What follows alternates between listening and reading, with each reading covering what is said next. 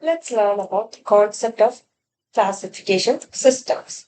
Have you ever wondered how scientists organize millions of living organisms on Earth?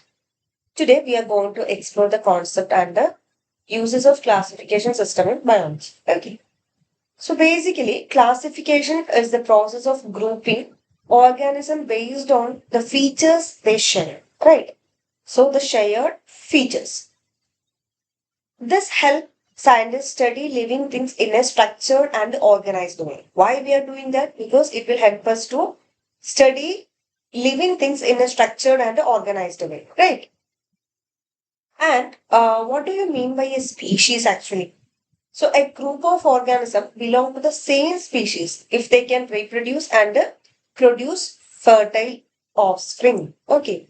So basically, a group of organisms belong to the same species if they can reproduce and produce fertile offspring. Okay. So this is one of the most important criteria in the classification. Got it? Now, how we name them? We have the binomial nomenclature, right? What is binomial nomenclature?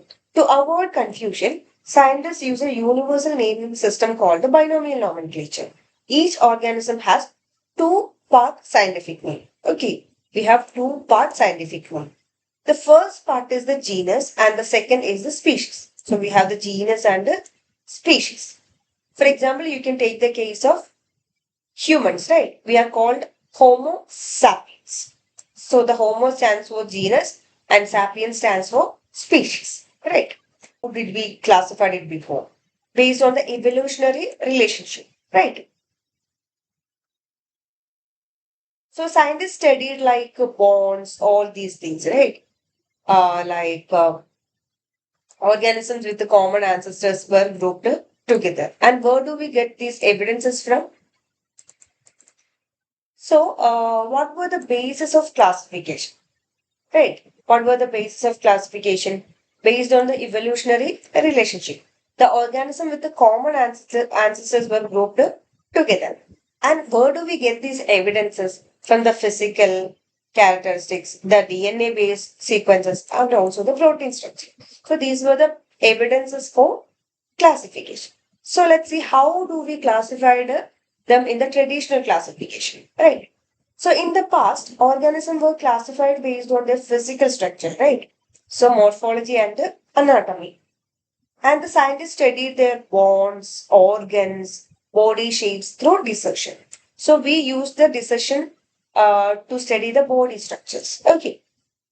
And this method is known as morphology and anatomy based classification. That is why we mentioned as morphology and anatomy. So the grouped organisms by similarities, right? They grouped the organism by visible similarities. And what about modern classification? In modern classification, with advances in science, classifications has become more accurate, right?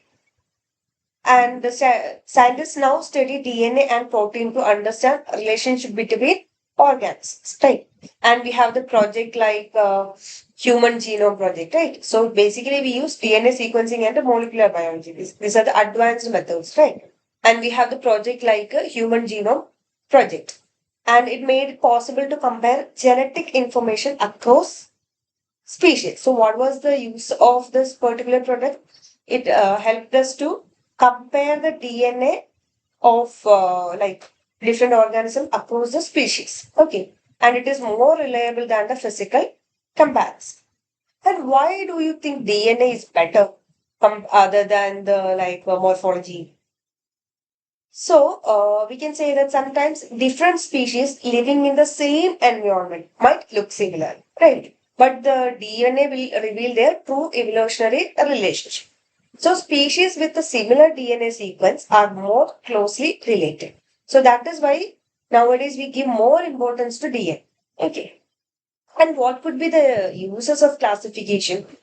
So basically, classification systems are important because they help us identifying the organisms, right? They will help us to identify the organisms and also show evolutionary relationship, right?